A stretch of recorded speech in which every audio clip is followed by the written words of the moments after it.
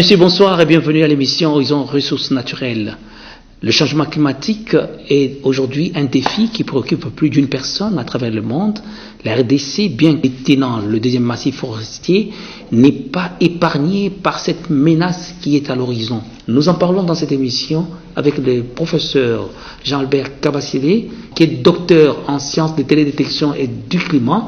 Le professeur, il est sollicité par plusieurs institutions pour parler des dossiers du climat et de l'environnement. Et nous l'avons parce que la semaine qui vient de s'achever, c'était une semaine qui a été consacrée à travers le monde sur la protection de la couche de l'ozone. Qu'est-ce qui s'est passé en RDC? Le professeur va en parler. Bonsoir. Bonsoir, monsieur.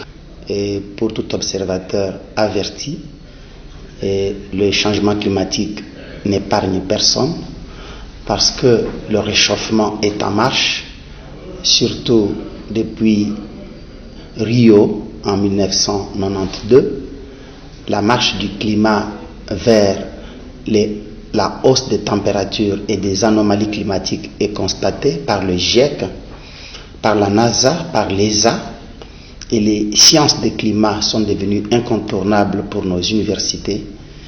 Vous parlez de la couche d'ozone, oui, c'est une chose, parce que à 50 km de la Terre, il y a une couche que Dieu a placée qui s'appelle l'oxygène 3, l'ozone, qui a pour objet d'absorber les ondes électromagnétiques ultraviolettes dont la longueur d'onde est inférieure à 0,4 micromètres, et ces ondes s'infiltrent et s'engouffrent dans cette couche d'ozone pour ne pas nous atteindre, mais à cause de la prolifération de l'industrie pétrolière et de l'industrie du froid, il y a eu des gaz comme des CFC, des chlorofluorocarbones et des hydrogénofluorocarbones, et ces gaz ont la propriété de manger la couche d'ozone en la transformant en oxygène et en CO2. Ce qui veut dire que l'épaisseur de la couche d'ozone qui était évaluée entre 10 et 15 km, aujourd'hui, cette couche qui est à 50 km de la Terre, autour de notre planète, compte environ 8 km pour nous qui sommes à l'équateur et moins de 4 km vers le pôle. Donc ça veut dire que la menace est imminente. Très bien, ce qui fait qu'il y a l'infiltration des ultraviolets vers la Terre, et ce serait la cause la plus importante de beaucoup de maladies cancéreuses, surtout les maladies de peau et d'autres maladies encore inconnues dans le monde. La République démocratique du Congo est un pays aux écosystèmes riches et variés.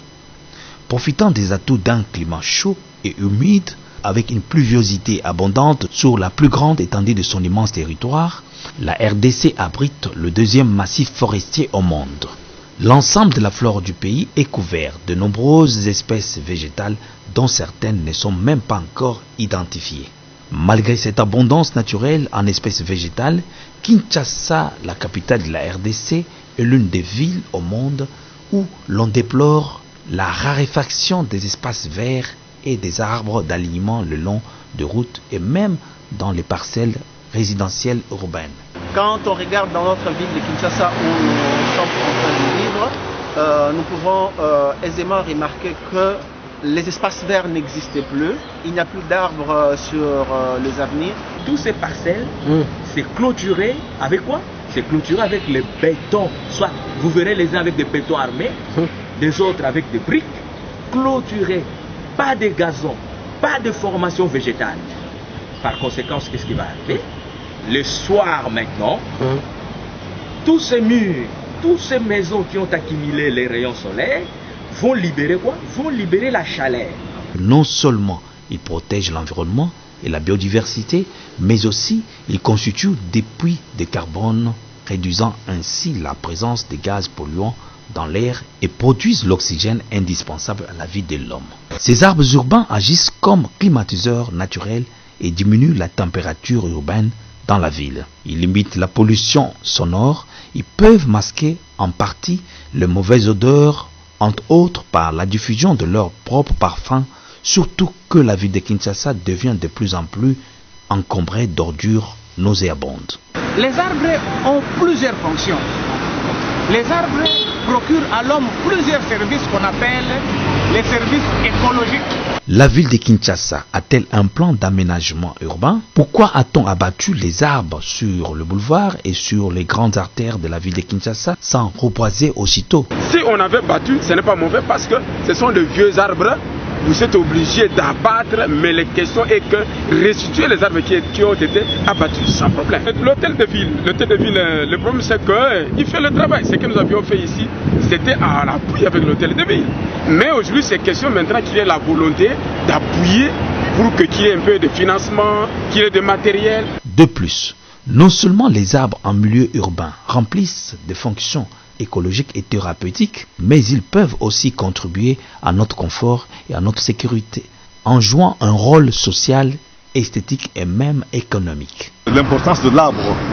Donc la structure doit diffuser, doit vulgariser. Le fonds est en train de sensibiliser la population, les requérants, pour planter des arbres qui nous amènent des projets. Parce que le fonds est là pour financer les projets. Que la prise de conscience de tous les bienfaits des arbres incite les autorités dans le domaine à promouvoir et à favoriser leur présence dans une ville dont la croissance démographique est à grande vitesse comme Kinshasa. Les gens qui vivent dans les milieux où il n'y a pas d'arbres, c'est un danger. Dans des endroits où il n'y a pas des arbres, vraiment la vie devient de plus en plus difficile. Et vous devez comprendre que là où il y a des arbres, vraiment il y a un équilibre écologique. Face aux menaces de changement climatique à l'horizon, la République démocratique du Congo n'est pas épargnée. La grande question qui se pose actuellement est celle de savoir comment peut-on aider les Kinois à planter chacun un arbre dans sa parcelle. Ça, c'est un autre problème toujours anthropique créé par l'homme. C'est celui de ne pas comprendre l'importance de l'arbre, qui est un puits de CO2 pour y affecter le carbone que nous rejetons après la respiration, que nous rejetons après la fabrication de tous les produits manufacturiers, tous les services. Il n'y a rien qui se fasse sur la terre sans qu'on ait pollué, même en préparant le foufou. Les nombreux véhicules qui circulent. Justement, et c'est cela le vrai débat. C'est que nous éjectons beaucoup de gaz à effet de serre. D'abord, les trois premiers qui sont le CO2, le CH4, donc le CO2 c'est le dioxyde de carbone, le CH4 c'est le gaz méthane et le monoxyde d'azote. Voilà les trois là qui sont les plus importants. Et nous fabriquons d'autres, parce qu'il y a déjà des chaînes de froid à Kinshasa, et nous les sortons par les tuyaux d'échappement, le monoxyde de carbone, ainsi de suite. Voilà ce qui provoque l'augmentation de la température. Et l'arbre est conçu pour absorber ces gaz à effet de serre et nous fabriquer l'oxygène pur qui peut nous aider à respirer. Pour la ville de Kinshasa, nos calculs montrent que nous sommes à 10 kilotonnes de carbone fabriqués par la nature pour nous protéger par an, d'après nos calculs, et nous les disons modestement. C'est déjà sorti dans plusieurs revues scientifiques et ça a été validé. Nous disons que 10 kilotonnes de carbone ne suffisent pas pour plus de 10 millions d'habitants. Oui, c'est pas normal. Et il nous faut des arbres d'ombrage le long des grands axes. Il nous faut des forêts galériennes le long des cours d'eau. Il nous faut des jardins de villes. Et il faut une opération, pas une parcelle sans deux arbres. Oui, mais... Donc, si nous réussissons cela, le long de tous les axes routiers et boulevards et avenues, on doit avoir les arbres d'ombrage. Le long de tous les cours d'eau, tous ceux qui ont acheté des parcelles, le long des Makelele, des Kalamou, doivent nous céder quelques 2 mètres de terre de part et d'autre pour que l'État plante les arbres qu'on appelle, qui deviendront ce qu'on appelle des forêts galériennes.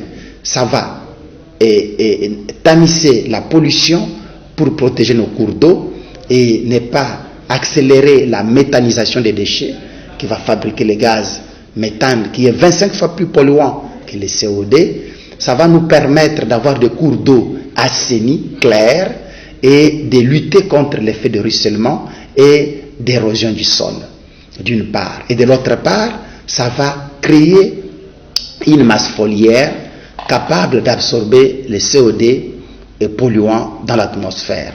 Marcel, vous devriez savoir que l'OMS et le GIEC viennent de publier des résultats qui sont très alarmants. 10% des décès dans le monde seraient dus au réchauffement climatique. C'est-à-dire que le réchauffement climatique va accélérer vers le bas. C'est-à-dire quoi, vers le bas? Vers le bas, la durée de vie humaine. Donc, l'arbre est là pour nous aider à avoir un air pur.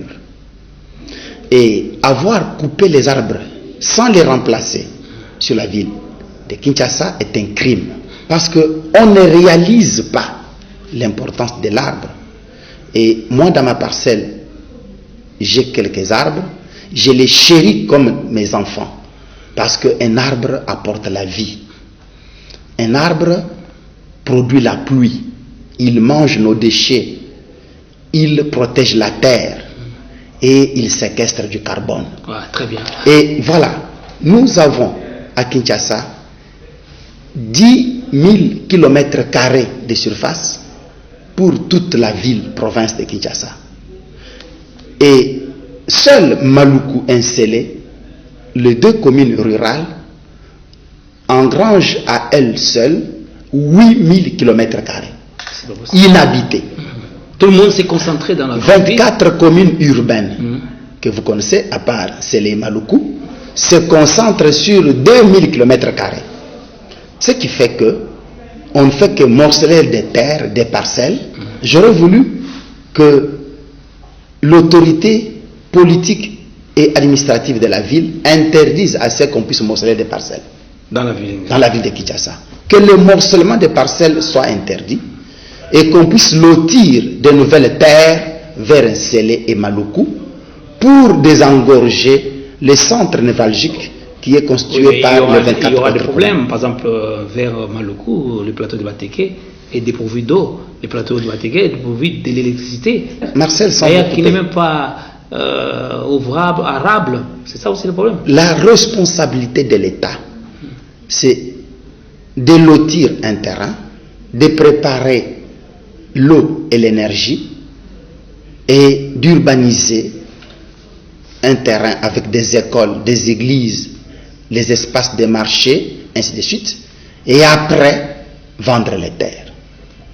Chez nous, on commence par vendre des terres, il n'y a aucun projet de société, il n'y a pas l'eau, il n'y a pas... C'est cela, le changement climatique nous pousse à revoir tout notre modèle de développement.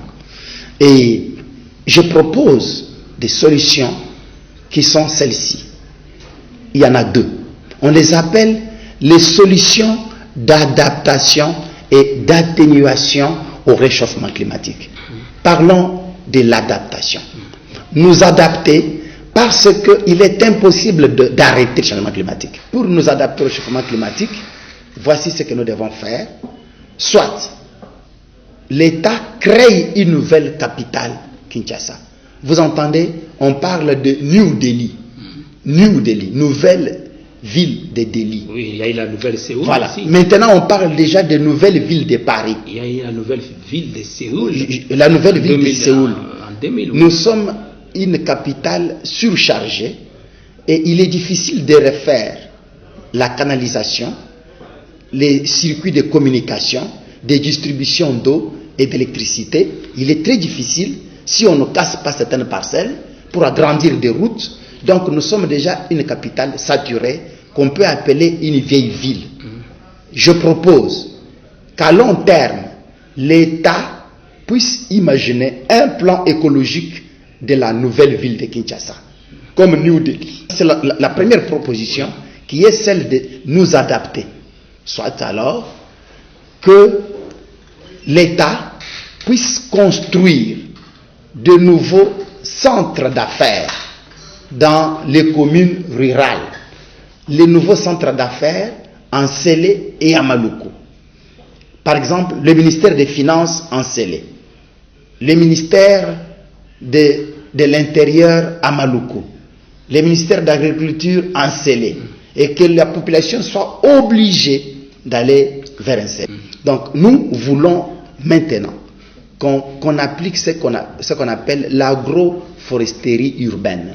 Donc comme vous l'avez dit, qu'il y ait des manguiers, qu'il y ait des avocatiers, les longs de nos axes, et que les fruits et légumes puissent être en abondance en pleine ville, et que ça séquestre du carbone, et qu'on ait aussi de l'ombrage pour marcher à pied, mais sous l'ombrage, comme on marche à pied sous l'ombrage à Berlin, comme on marche à pied sous l'ombrage à Bonn. Et nous insistons sur le fait que le réchauffement climatique n'est pas une utopie. D'après les anomalies climatiques que nous avons modélisées sur la ville de Kinshasa depuis 1961 à 2015, 55 ans d'observation par Metelsat, nous avons modélisé ça. Les anomalies sont claires. Le réchauffement climatique à Kinshasa est proche de plus de 2 degrés Celsius. Et quelles sont les communes les plus polluées pour vous, d'après ces études? Et d'après ces études, oui, les communes les plus polluées, c'est Lingwala, qui est à 35 degrés Celsius. Oui. Hein? Lingwala n'a pas de terrain, des pixels au sol, vert, il n'y a pas assez de routes, et il y a dans les bords de route, il n'y a pas d'espace. Le seul espace de Lingwala, c'était autour des palais du peuple. Mais... Donc Lingwala est à 35, et la commune de Limete nous a aussi surpris, elle est à 34 degrés Celsius, mais de température. Et il y a aussi les communes les plus polluées comme Mbumbu et Makala. Oui, à l'époque, vous avez parlé de la commune de Ngaba. De Ngaba, qui sont à 36 degrés Celsius de pixels au sol. Vous vous rendez compte que ces communes-là, à part la commune de Limete, où ça peut s'expliquer parce qu'il y a des émissions de gaz à effet de serre de certaines usines qui sont là-bas, et à Lingwala, il n'y a rien. Et cela, ça s'explique que l'arbre est vraiment le réfrigérateur de la terre. Par exemple, l'avenue Mouchi, de Kalembelembe à Itaga-Nyapaena, voilà. Le long de cette avenue, vous prenez l'artère comme Willery, de Kalembelembe ou de Kabambare jusqu'à Itaga, il n'y a pas d'arbre, c'est pas normal. Le vrai débat aujourd'hui, la lutte contre le changement climatique, doit se faire du point de vue de l'adaptation.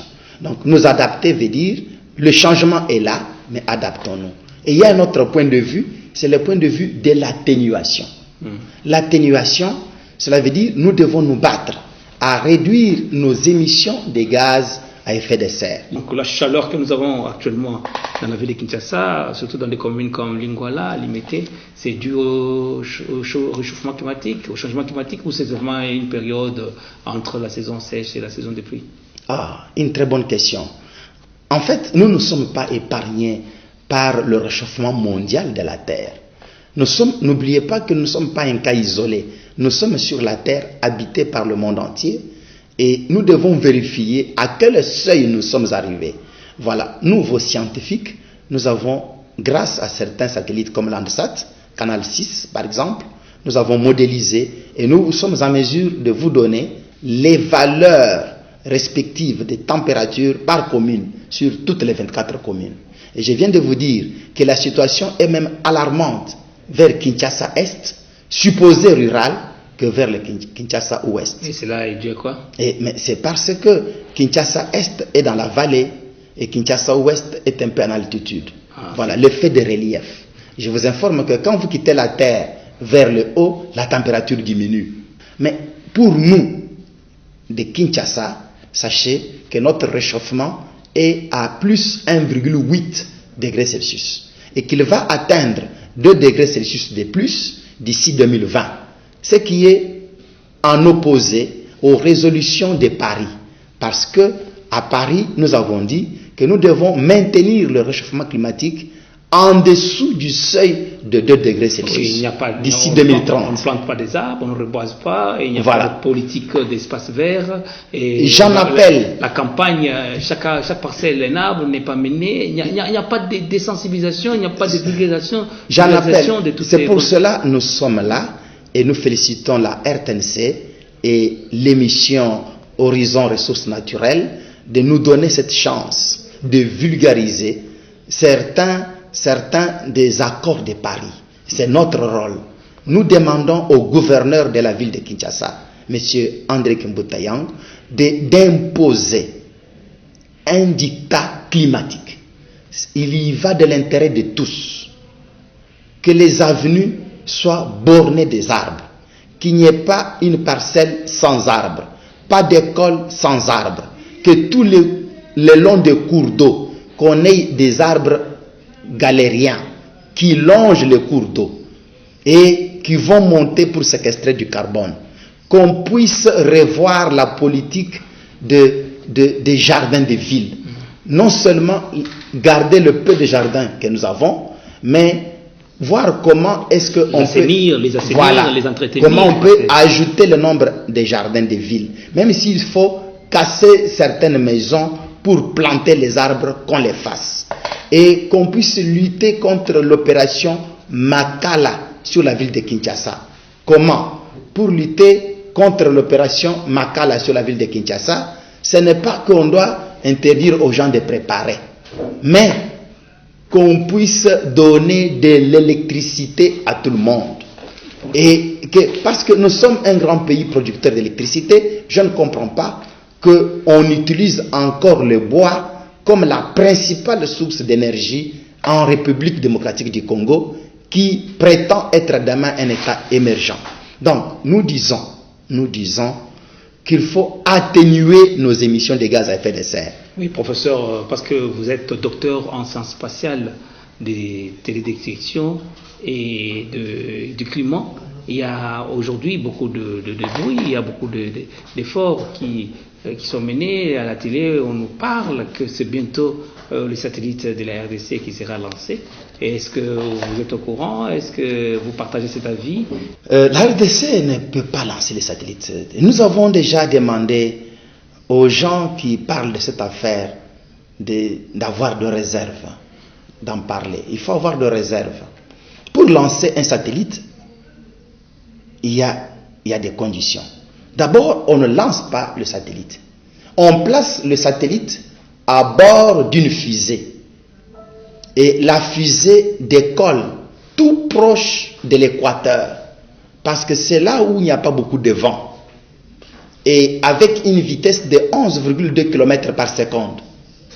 Et la fusée choisit des orbites. Elle choisit soit une orbite polaire ou une orbite équatoriale qu'on appelle géostationnaire.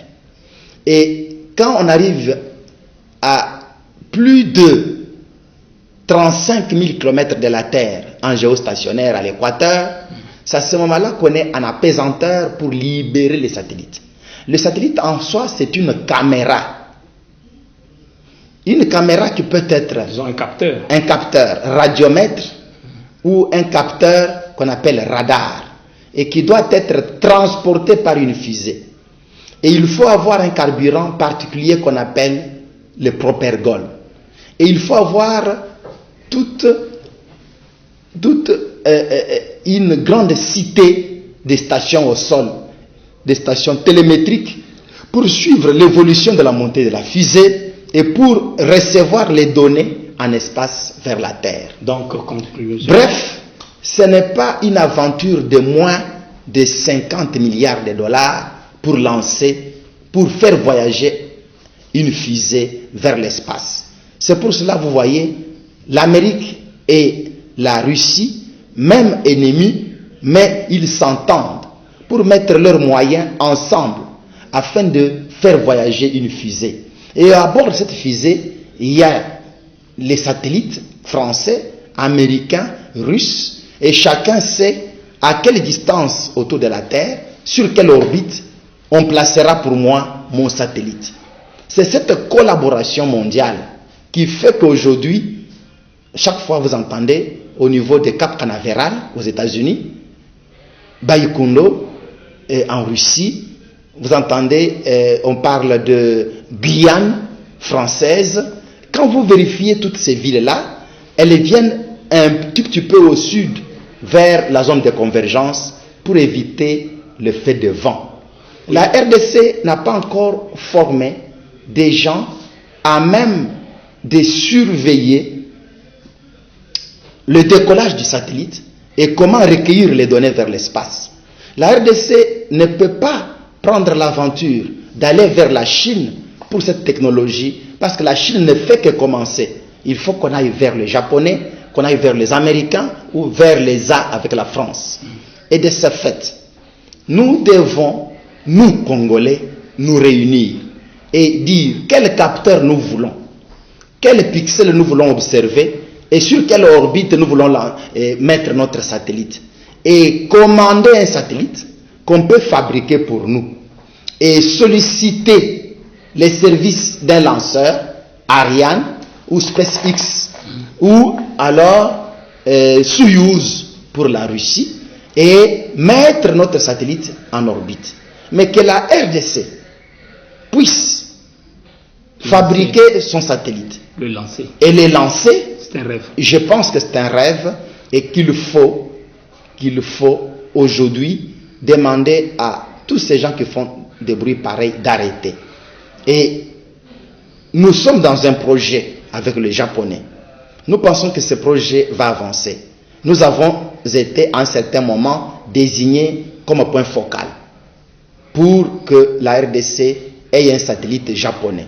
Mais il a plu à l'autorité de nous relever pour continuer à travailler dans le même sens.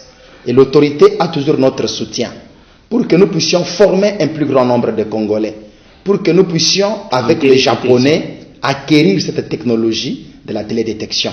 Et je profite de ces lieux pour dire que ça ne doit pas être un projet politique, mais ça doit rester un projet scientifique. Est-ce que les Quinois peuvent s'attendre aussi à être encouragés financièrement pour se mettre ou se lancer dans cette option du reboisement des arbres le long des routes et aussi dans les parcelles? Monsieur Marcel, vous devriez savoir que la conférence des partis qui s'est tenue à Paris, conférence des partis, c'est ce qu'on appelle COP, qui s'est tenue à Paris en 2015, et une autre se tiendra, la COP 22, à Marrakech, au Maroc, au mois de novembre, nous y serons. Ces conférences qui se succèdent ont un seul objectif. Lequel? Sortir le monde du chaos climatique. Pour cela, il a été demandé aux États de montrer leur stratégie d'adaptation et d'atténuation au réchauffement climatique. Et la télédétection est au centre de la révolution dans les observations qui nous amène aujourd'hui à comprendre que notre Terre se réchauffe. Parce que le satellite est l'œil de l'homme en espace et c'est lui qui voit mieux comment la Terre se réchauffe. Nous disons que les NDC, les contributions prévues déterminées au niveau des États, les INDC, ont été demandées à chaque État des Nations Unies, dont la RDC. Et nous avions réfléchi pendant l'année 2015 et nos NDC ont été évalués à 22 milliards de dollars que la communauté internationale nous doit d'ici 2030 pour que nous puissions tant soit peu réduire les émissions des gaz à effet de serre. C'est sérieux. C'est très sérieux parce que la RDC est le seul pays d'Afrique le plus riche en forêt, en puits de carbone et en énergie, sans lesquels l'Afrique ne pourra pas sortir de ces pièges du réchauffement. Mais on parle aussi de cette forêt qui n'est pas aménagée. Justement. Qui est aussi source d'émissions de... La communauté internationale nous a retourné le revers de médaille en disant « Votre forêt, d'ailleurs, réchauffe ». En fait, scientifiquement, ils n'ont pas raison. Parce que notre forêt a tous les âges d'arbres. Les arbres en fin de vie commencent à mourir et par effet de méthanisation, ils rejettent le carbone en espace. Mais il y a beaucoup de petits arbres qui poussent encore et qui mangent du carbone. Donc les Européens ou la communauté internationale n'a pas à nous condamner. C'est seulement, ils pensent qu'ils parlent à qui? Non, ils ne peuvent pas dire ça au Brésil, parce que c'est aussi une vieille forêt. Mais pourquoi elle est financée? Le vrai débat ici, c'est la raison du plus fort. Et des fois, ils disent, nous ne sommes pas encore une démocratie, et c'est trop d'argent, ainsi de suite. Et ils veulent nous imposer des projets pour lesquels eux-mêmes sont au centre de leur exécution. Je salue la politique du ministère de l'Environnement actuel, il faut le souligner. L'actuel ministre de l'Environnement se bat pour responsabiliser des Congolais dans tous les projets. Responsabiliser des Congolais dans tous les projets pour que l'argent du projet soit géré au Congo et par des Congolais. Okay. Merci beaucoup. Professeur Albert Kabasele, je vous remercie. Mesdames, Messieurs, je vous remercie d'avoir partagé avec nous cette émission qui a été d'ailleurs très intéressante, à moins que le professeur ait eu un dernier message. Oui, j'ai un dernier message. Le dernier message, c'est que nous avons la couleur de l'environnement, nous mangeons l'environnement, nous vivons l'environnement.